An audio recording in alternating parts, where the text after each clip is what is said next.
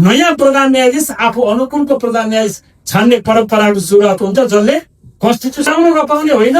त्यो वरिष्ठतम अयोग्य छ, नैतिक रूपमा ऊ योग्य छैन, वा उसमा कुनै गडबडी छ, वा भ्रष्टाचारमा लिप्त भएको छ, वा उसको कार्य सम्पादन खराब छ भने कारण जनाएर संवैधानिक परिषदले 1, 2, 3 यो कारणले असक्षम वा कार्य सम्पादन खराब भएको कारणले हामीले फलाना छान्यौँ भनेर कारण जनाएर पाउँछ।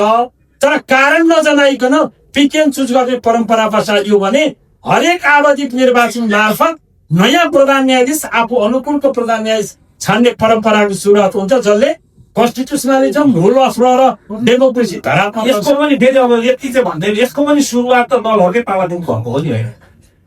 नियुक्ति प्रक्रियामा स्वतन्त्र न्यायपालिकामाथि लगामका प्रहार गर्ने काम र न्यायपालिकालाई आफू अनुकूल बनाइयो भने पहिले गरेका कामहरूमा क्वेसन उठाइदिँदैन भन्ने कुत्सित मनसायले चलाउने कामको सुरुवात त हुँदै आयो। हिजो गरिएका सबै नियुक्तिहरूलाई हामीले असल भनेका छैनौँ, भन्न सकिने अवस्था पनि छैन। तर त्यसलाई गलत भन्नेहरूले अहिले त्यसको चरम